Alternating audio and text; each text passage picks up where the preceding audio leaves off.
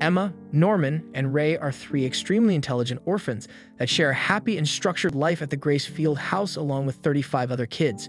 At breakfast, we meet Mom Isabella. She tends to the kids with patience and care. Following breakfast, the kids are shown demonstrating their intellectual aptitude in a series of tests, which Emma, Norman, and Ray all pass with perfect scores. The kids then engage in a game of tag on the large green fields and among the lush trees of the forest that surround Gracefield. Norman seemingly disappears into the forest with nobody able to find him until Emma accidentally stumbles upon the outer limits of the forest and notices him gazing at the low-level fence at the border. There's a discussion of what the outside world must be like, and the kids all take turns dreaming about that fated day when they're adopted and finally leave Gracefield. One of the younger kids, Connie, is actually being adopted that very day. After a day of play and fun, Connie bids a tearful farewell to her Gracefield family and is led away from the house by Isabella. During cleanup, Emma comes across Connie's beloved stuffed animal, Little Bunny. Knowing that she can't possibly make the transition into her new foster home without her dearest friend, she takes Norman and attempts to return the doll to Connie. The pair makes their way to the gate where a truck lies waiting in the stone corridor. Emma assumes that if she leaves the bunny in the back of the truck, that Connie will eventually find it, but when she goes to place it, she discovers a horrific scene. Connie's lifeless body. They hear voices from another room and immediately go to hide under the truck. Horrified, they see a figure that looked like Demon Monster. She and Norman both struggle to muffle their screams of terror as the monsters discuss how the kids are being raised as high-quality meat for rich and powerful monsters. Suddenly, one of the monsters calls Mom and tells her to ensure that the delivery of the high-quality goods goes off without incident. In a matter of moments, Emma and Norman's entire world has been shattered, revealing the terrible truth of their lives. Realizing that the Gracefield house is actually a farm raising humans as food for the demons. They eventually escape from the corridor, running back to the house. That night, she and Norman are discussing what to do next when Norman suggests they should plan on escaping. Emma is reluctant, not wanting to leave the other kids there to die. Meanwhile, Isabella discovers the stuffed toy Emma had left beside the truck when they fled. Emma can barely hide her look of terror upon hearing and seeing Mama for the first time since their discovery. But Norman tells her they have to keep smiling like nothing's wrong. Mama may know someone was at the gate to leave the bunny behind, but she doesn't know who. During playtime, Emma and Norman agree escaping through the forest is the safest way, but when they cross the short fence, they soon encounter a massive, seamless concrete wall. Things get even more complicated when a little girl is lost. All Mama has to do is glance at her watch, and she knows exactly where to find her. So, now they know that security is rather lax because they have some kind of tracking device implanted somewhere in their bodies. Back at the house, while having a private moment of grief for Connie, Mama suddenly appears before Emma, wondering why she's been less cheerful of late. Ray ends up bailing them both out when he rings the dinner bell, but as Emma and Norman depart, Mama asks them straight up if they were at the gate the previous night. They cheerfully say of course not, and that's against the rules, and continue on, but Mama is definitely suspicious. Once they're alone again, neither can hold in their sheer terror anymore. They're going to get out of here. They just need a plan.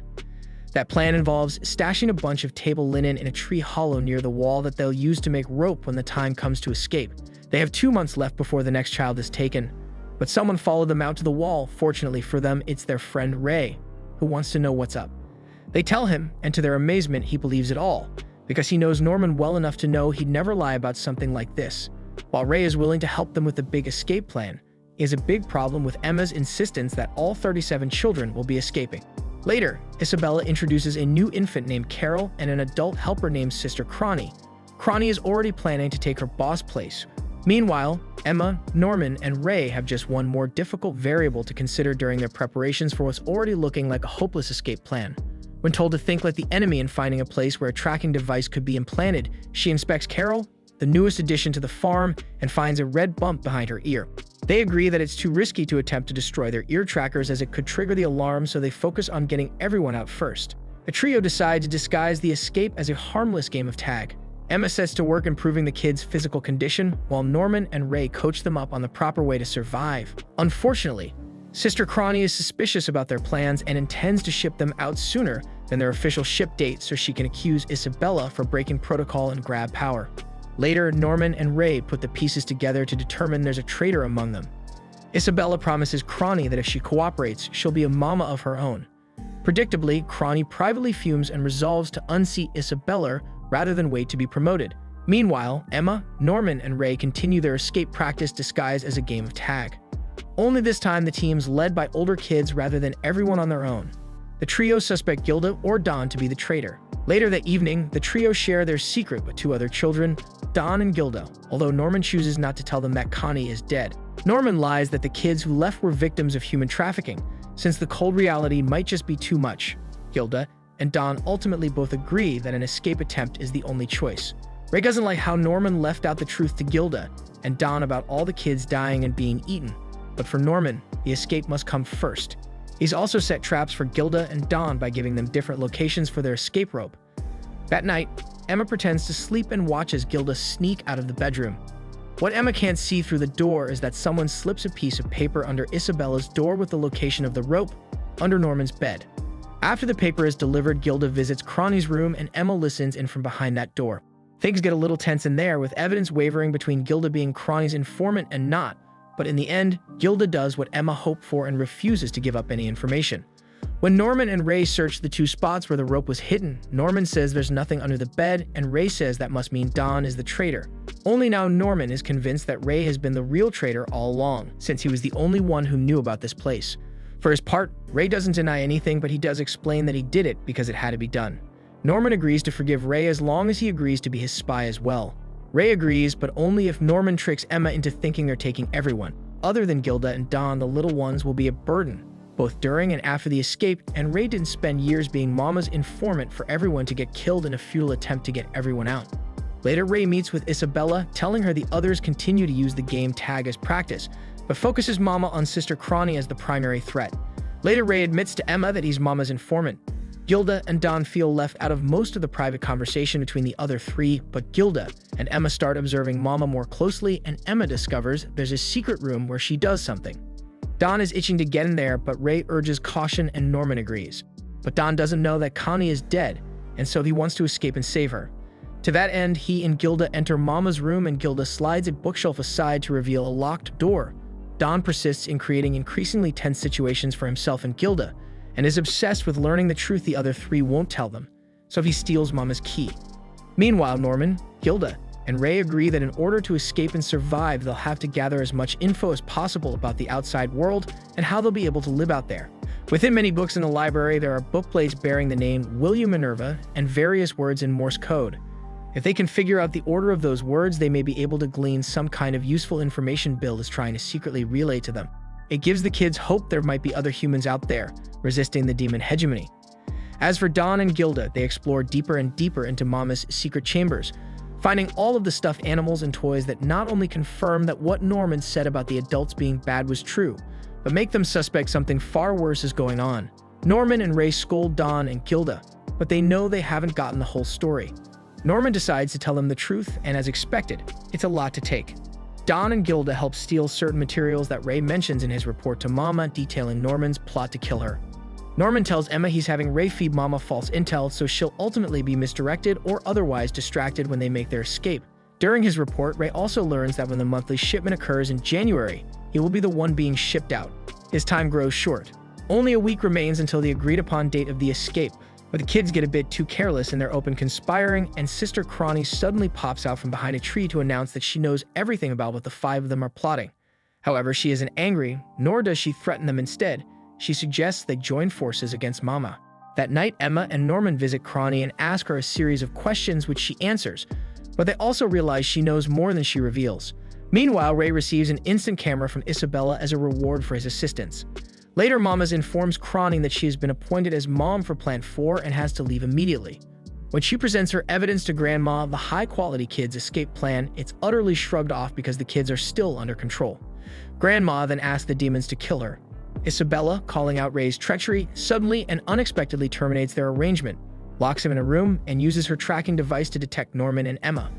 When Don and Gilda see Isabella leave the house, but no sign of Ray, Don races into the house, busts down the door and frees Ray, and the three of them head to Norman and Emma's location as quickly as they can. Mama encounters Norman and Emma and rejects their fake smiles, dropping the pretense that she's maintained for 10 years. She also makes a seemingly heartfelt plea for them to stop resisting and simply accept their fates. When Emma and Norman reject Isabella's ultimatum, Mama snaps her knee like a twig, then lovingly applies a splint and carries her back to the house.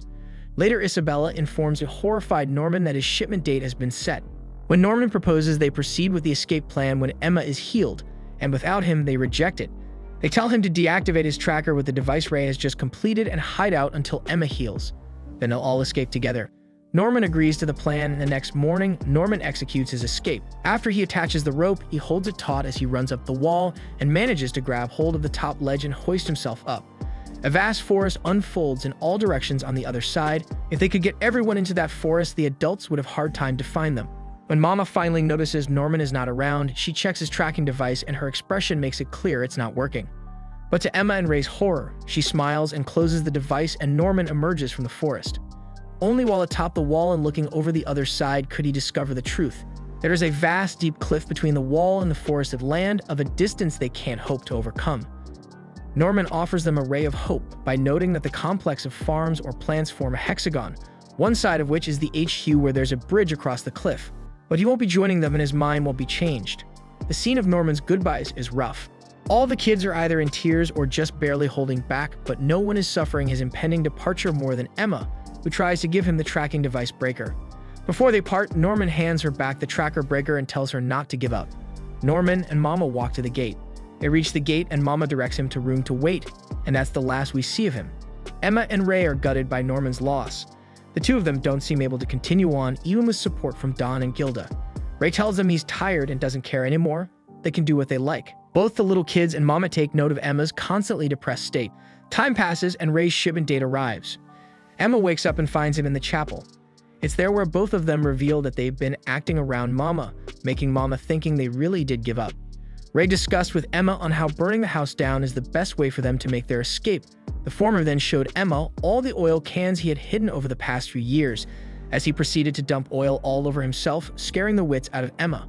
Ray explained how he has been waiting for the day for him to end his life, as it would serve as a distraction for Isabella to rescue him whilst Emma and the other orphans can make their escape. As the clock chimes midnight, the now 12-year-old Ray ignited a fire. Emma hastily ran towards Ray. Soon after, a loud scream could be heard. Isabella went after the commotion as she saw Emma lying on the ground, devastatingly calling out Ray's name. Isabella checked her radar and noticed how Ray is indeed inside the burning fire. The former attempted to extinguish the fire, hoping that she would still retrieve Ray's brain. When Isabella ordered Emma to escape, she turned around and noticed how she already disappeared. Isabella used her radar once again and tried to look for Emma, only to pick up the signal of Emma's transmitter from her severed ear in the bathroom. Emma joins the other orphans in the forest. Don enlightened Ray on how Gilda and Emma had been getting the older orphans into the escape plan. Ray recalled how Emma prevented him from burning and killing himself and slapped him. Toma and Lanny came into the cafeteria and had wrapped meat and Anna's cut hair in Ray's clothes as a decoy. Emma revealed to Ray how months earlier, Norman told Emma of Ray's plan to burn himself and prepared a counterplan for her, which meant that they were already prepared to escape. As the orphans later evacuated the house, Isabella managed to get the communication device. As she stood outside the house, staring at it as it burns to the ground, Isabella started to laugh, as she happily states how she will catch them all the orphans back. Before Isabella can make her move, Phil appeared behind her as he tugged her dress. The latter was shocked to see the child's presence. As the kids begin their ascent up the wall, Emma informs Ray of a change in her plans. Rather than rescue everyone tonight, she's leaving all the little ones 4 and under behind, and is committed to coming back for them and everyone else in the other plans before their various shipping dates arrive. That's why little Phil is with Mama as the house burns. Turns out Phil isn't on it, and even though he's only 4, he now understands what it means that Norman, Connie, and the others were harvested. Emma leaves him in charge and telling him to be ready for when she returns. There's another wrinkle in the plan for which Ray was kept in the dark, which meant Mama was kept in the dark. They don't use the very obvious bridge to cross the cliff. Instead, Don heaves a stone across a narrower portion of the cliff, and the rope wraps successfully across a tree. He ziplines across, secures the other end of the rope, and secures the second and third that kids use water rockets to launch across. Phil also succeeds in distracting Mama just long enough so when she sounds the alarm, the monsters go to the bridge, and when she realizes they're not at the bridge, she doesn't get to their location until Emma is the last person who hasn't made the crossing. Emma flashes one last defiant look at her former Mama and says goodbye before ziplining across. In her moment of defeat, we learn that Ray is Isabella's son. In the end, Mama seems to be proud that her beloved children outwitted her. Now that they're beyond the wall and cliff, she wishes them good fortune. Emma, Ray, and the other Gracefield children begin their journey to find a safe place to live. Upon further examination of the pen, Ray shows everyone the hidden Morse code. Upon pressing the screen, Gilda enters the password needed for the screen that displays a note left by Minerva, guiding them to the location they need to head to. Everyone says it's thanks to Norman leaving them the pen that they'll be able to head to their safe haven. Meanwhile, demons who were sent out to track down Grace Field's missing livestock are on the lookout for the children. As the night carries on, the children continue to make their way until they're stopped in their tracks by a wild demon who chases them throughout the forest. Dawn and Gilda make the signal for their groups to split into two while Emma and Ray run behind the group. The wild demon is caught on an arching tree branch, striking it and confusing it for a short amount of time. As the trio catches their breath after escaping from the monster, they stumble upon a trap called the Snakes of Alapinera, where falling into them means never getting back out. Ray then decides to make his goal to get the demon to follow him where he'll trap it in the vines. Ray then begins his plan by getting the monster to chase him. However, his plan is cut short by the hunters looking for him. Knowing he'll only be captured, Ray decides to trick the hunters by telling him they're all dead, except for him, and distract them. Shortly after, a call whistle is made from the pursuers, signaling that a child has been found. Emma then explains she'll check out the situation and that everyone should continue to head downwind. However, as she heads off, she suddenly collapses due to the wound on her ear opening up once more. Just as Anna examines her, someone in the distance leads them to safety. During this, Ray continues his escape from the pursuers. Eventually, he's cornered and collapses on the ground. Just as he's about to be taken in, he's suddenly lifted up and taken away by someone else. Ray later awakens next to a lantern in a soft makeshift bed. Taking the lantern from beside him, he wanders until he finds Emma sleeping in a room nearby and goes to wake her up. She awakens happy to see Ray again.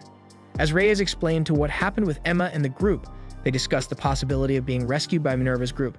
Suddenly, the masked woman from before comes to check on Emma and is relieved to see her up and awake. As she takes them to eat dinner with them, Ray makes the shocking discovery that the man and woman who saved them are actually demons, and that they don't even know who Minerva is. Emma and Ray confront the two now known demons as to what they did with their siblings, leading Emma to think Mujika cooked and prepared them for dinner. Without giving anything away, Mujika simply tells her nothing as Sanju makes room for her to run away. Ray follows after her. Sanju and Mujika shortly enter after and apologize to Emma for not telling her much. In response, she apologizes as well, thanking them for saving the rest of the children. Once everyone but the three are asleep, Emma and Ray ask their questions. They ask why they aren't eating them. Sanju replies back with his religion and its dietary restrictions. They then ask what had happened to humans 30 years ago based on assumptions from books they found in Minerva's name. Sanju is quick to tell them that humans haven't been free in this world in 1,000 years and have only been livestock ever since. 1,000 years ago, a deal was made between demons and humans due to an ongoing war between them. Demons originally hunted humans for food, and in response, the humans began fighting back. More demons were killed than humans eaten. Due to the amount of fear and hatred between the groups, the humans promised to no longer hunt demons if demons no longer ate humans. To keep the deal in order, humans gave the demons other humans to purposefully bred and keep as livestock. Since then, the human world and demon world has been kept apart, and the livestock children were stuck in the demon world. Later on, Sanju gives the children directions as to where they want to go and explains it'll take 6 days total. Throughout the course of the 6 days of traveling, the children are taught about herbs by Mujika and harvesting food and materials by Sanju, as well as mapping and using weapons like bows and arrows. 6 days passed away and they could finally go to the shelter. Before Emma left, Mujika gave the amulet to Emma, and that amulet will protect Emma if she will hold it, and after that Emma said goodbye to them. They finally find the entrance and went to the shelter. Emma opened the lights but no one is there, but Mr. Minerva left a letter saying the shelter is for the children. Ray found a radio in the monitor room. With this radio, they can learn about what's going on at the house. Then Emma, Ray, Dawn, Gilda, Anna, and Nat went outside to play the radio, and the radio said everything is normal at the Plant 1 and Plant 4. Emma, Ray, Dawn, and Alicia went on a secret room, and they heard the phone is ringing. Emma answered the phone, and the one who is calling is William Minerva. But her hopes are somewhat dampened by Ray, who explains it to be a recording. In said recording, Minerva explains his intentions into doing this because he saw countless children be sacrificed to demons and couldn't bear it any longer, thus starting a shelter behind their backs for children that became aware of what was really happening. He leaves the rest of the kids and leaves a map in the pen titled Future, should they ever want to go to the human side of the world, and the recording ends. Suddenly, an explosion is heard downing the power of the shelter and knocking the two late-night shifters unconscious. Two men barge in the shelter with guns and scout the place, looking for the kids, unknown to them that they escaped and hid down the caves. The group runs to escape their captors only for them to drop in from holes above. Emma and Ray push one of them down and escape through another route. Once on the surface, they gather the kids and order them to run into the forest. However, the forest is blocked by a group of armed soldiers who have all the kids at gunpoint, ready to pull the trigger. Unbeknownst to them, the demon the kids have encountered a couple of days back was roaming around the area and then kills all the soldiers. Ray shoots it in one of the eyes, leaving it writhing in pain. The demon, enraged, chases the kids once more, as they all split up into the darkness of the forest. Back at the prison, one of the demons held a flower of death and was planning to use it on Isabella after a heated debate with his bosses due to the variety of options they had on her. He decides to make a deal with her. He'll give her freedom and something desirable if she manages to bring back all the children, alive or dead. After the attack on the shelter, a group of kids disguised as demons make way into a nearby town under guise of business. They discover that most of the populace are bitter and poor due to the nobility taking almost all shares of human meat. In an abandoned temple not far from town, the kids live in temporary residence while Emma and Ray figure out what to do after the attack. The next day, Toma, Anne, and one of the kids reveal their demon costumes to the group and beg Emma to take them with her into town. Emma objects initially, but gives in when Don decides to take them anyway. Suddenly, an old demon emerges from the shadows, not able to recognize the children due to blindness, and believes they are demonic children who are passing through. He begins to pray for his kind and wishes for everything to turn out better for them. Wishing for the town to prosper again, he leaves. In the town's slums, two demons look at their relatives' deteriorating conditions and worry they won't survive the next couple of days. One of them believes that the kids that escaped from Grace Field are still at large and might possibly be in town, and if they catch them and feed them alive, their relatives will survive and be cured of their sickness. Back in the forest, Toma show their slingshot method of catching the gooey fish to the group. Once they're done, they decide to trick Emma to go into town to get some seasoning there. However, once in the market, the two bump into the same demons who were searching for them by accident. At first apologizing for this encounter, the demons start to smell human meat and believe that they were carrying some but find fish instead. In a panic, the two run and the demons give chase all across town. Emma and Ray watch from the rooftops before they were chased by another group of demons. As soon as both groups lost their pursuers, they jump back down and try to navigate back to the temple, only for the original two demons to find them, and then another group of demons hold Emma and Ray at sword point. While the former group tries to dissuade the latter to not kill their quarry, they did not notice another demon appearing behind them and slice them in half, surprising Emma and Ray. While expecting their deaths, he says Emma's name and declares that he found them, and they discover to their shock and horror that the demon behind the mask is Norman. Back at the ruins, Dawn, Gilda, and the others are all shocked at seeing Norman in front of them. Norman explains that he was taken to a lab called Lambda instead of just being sacrificed. He witnessed children being drugged, experimented, and mutated on, himself being tested a few times. He was able to escape with a supporter of Minerva's help.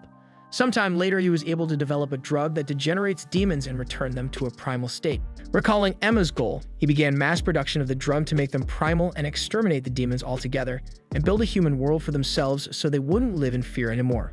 While everyone supports his plan, Emma is starting to feel unsure. Emma confesses she doesn't want to kill demons, as it would make them no better than the demons in the first place. She seeks a pacifist route, though accepts that it will never happen. In the forest, Ray is looking for a hideout that Norman told them about. Once there, they are greeted by Ciclo, Barbara, and Vincent, Norman's adult co-conspirators, and inform him that Norman is out and will be back soon. Norman arrives and beckons the latter two outside before addressing his friends. As he introduces the drug, Ray reveals that some demons will not degenerate with the drug, and Norman curiously questions them and rises in anger after hearing that the demons the group encountered are still alive. Angrily reacting to Mujika's name, Norman recalls her exploits that span all the way back 700 years. Originally a savior of an out ghost town, she can turn anyone into a non-human eating demon by fusing her blood through any means and can create demons through her sane composition. Word soon spread throughout the demon world and it became prosperous for a time. However, the king found out and carried out a genocide of demons who carried Mujika's blood to keep the demons in line and not be overthrown or have any coups from them.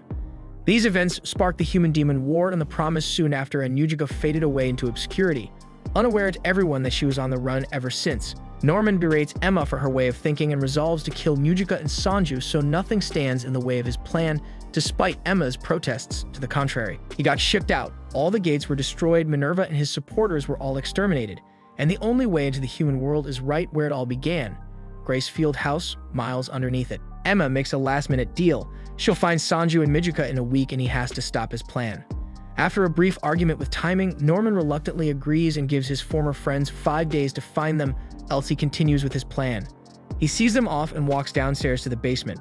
He declares that the plan is still on and will kill them all when they bring the two demons to him. Dawn and Gilda join Emma and Ray into tracking them down and bringing them to Norman, as well as to keep them out of trouble. Back at base, however, Norman suffers a coughing fit and remembers the night of his shipment. Norman recalls what happened at Special Facility. He did not end up being sacrificed on his shipment day. A man named Peter Rattray welcomed him, and he said that he wants Norman to help him in his research. Norman went to facility where he took tests and he was able to answer each question correctly. Sisla was injected with various mutations, Barbara was tortured, Zazie was chained to a wall, and Vincent was experimented with his head.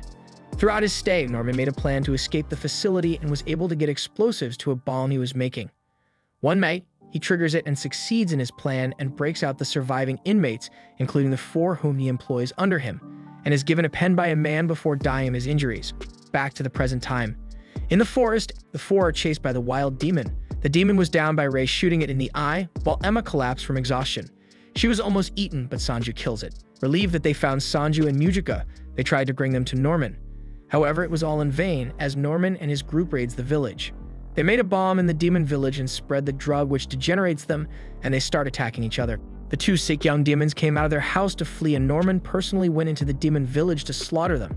One little demon girl tries to escape from Norman's wrath, searching for her grandpa, the same demon who often prays for things to get better. Just as he returns, he saw the village burning.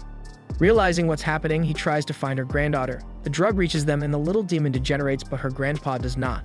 Realizing he's a descendant of Mujika's blood infusions, he attempts to kill them.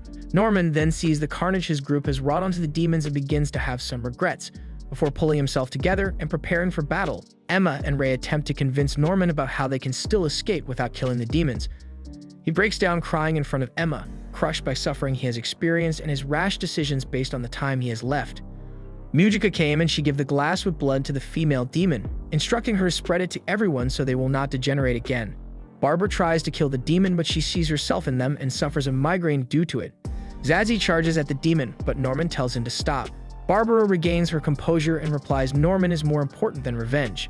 Mujika saw the 2 young demons and she gave the glass filled with blood to them before heading back to the temple. Once there, Toma and Lanyon ran over to Ray in a panic and inform him that Phil and others are about to be shipped out. Unaware to them, it was a trap set up by Rattray and his newest grandma, Isabella. Rattray explains his plan to expand the Lambda drum-based development to other farms, demolishing the need for high-class farms such as Grace Field. The demon agrees to the plan, but makes Rattray keep some of the farms open so they can provide to the commoners. Norman realizes that they are planning to shift to Lambda-style farms sooner than expected, and Emma desperately tries to make a plan to rescue Phil and his group, despite Ray's suspicions that it's a trap. The little demon girl gives a piece of the promised pen to Emma. The pen displayed blueprints of the inside and outside of Gracefield houses, showing the gate to the human world as well as a recipe for a cure of all the side effects due to the drugs that were used on Norman and his other friends. Emma, Ray, Norman, and the other children decide to go back to Gracefield in order to save Phil and the others. However, while everyone is sleeping, Vincent is seen making a radio call to Gracefield with Isabella picking up on the other side. Emma, Ray, and Norman plan a break-in into Gracefield to rescue Phil and 119 more children along with him. They plan to launch hot air balloons and drop a demon-killing drug on the farms. However, Vincent ratting out the information to Peter Rattray's base, allowing Isabella to update her security to handle the raid. Intending on capturing Norman and killing everyone else, Rattray gives the operation a green light. Meanwhile, Phil, Simon, and other children from the farm are instructed to get ready to be shipped out. Soon after, the children from Lambda begin infiltrating Gracefield's via hot air balloons. However, the hot air balloons were decoys planted to explode on impact with the ground, allowing Sanju and Norman's co-conspirators to attack and kill them from above. They manage to get inside and attack the demons they see there with smoke bombs. Vincent hacks into the network and taunts Rattray for falling for the trap, and the demons watch Emma sabotage the CCTV system. Once the lights were shut down, Gemma leads the children to the elevator while Phil distracts the women with the suitcases, causing them to trip and miss catching the children. The group head to the elevator where everyone reunites. However, the reunion was short-lived as the breeders point SMG at them. Isabella tauntingly welcomes the children back. Rattray takes in the defeat of the children and asks them to stand down and surrender. As Rattray is about to kill Emma, Isabella turns on Rattray and points her gun at his back, everyone following her lead. Despite being outnumbered and outgunned, Rattray still believes he is safe and already won due to backup coming. However, the backup was dispatched by civilians of the demon town along with Mujika, Sanju, and Vilk in an uprising against the farms. Vilk breaks into the elevator chamber and declares war on Rattray after enduring centuries of starvation and oppression by the ruling demons and humans. As Isabella is about to kill Rattray, he pulled out a knife and ended his life, regretting the murder of his brother, who is none other than William Minerva. With Rattray dead, the Gracefield residents are able to go to the human world at last, which takes the elevator down to a tree-like door marked with the Owl of Minerva. They stick the pen into one of the owl's eye when the door opens, and they walk into the unknown void. As they disappear, Emma, Ray, and Norman reveal that they are staying in the demon world. Norman's co-conspirators join up as they want to rescue their comrades left behind. Don and Gilda end up going to the human world in order to help care for the younger children alongside Isabella. The doors begin to close, and Phil runs out to hug Emma one last time, promising to come and get them should they take too long. They end up in New York City, where they are helped by the people there, despite the humans in the demon world's claims to the contrary. The children finally get to wear normal clothes, go to school, and live their lives as regular children. Back in the demon world, everyone else crosses along barren wastelands and mountain ranges, meet children from what appear to be other farms, and save them. They finally arrive at the capital after passing a war-ravaged battlefield, and Mujika is able to share her blood with other demons and gets praised for her efforts. Back in the human world, many years have passed and all the children have grown. At the outskirts of New York, Phil reunites with Emma for the last time, having succeeded in her mission. The end. If you enjoyed the video, be sure to like, share, and subscribe for more. See you next time.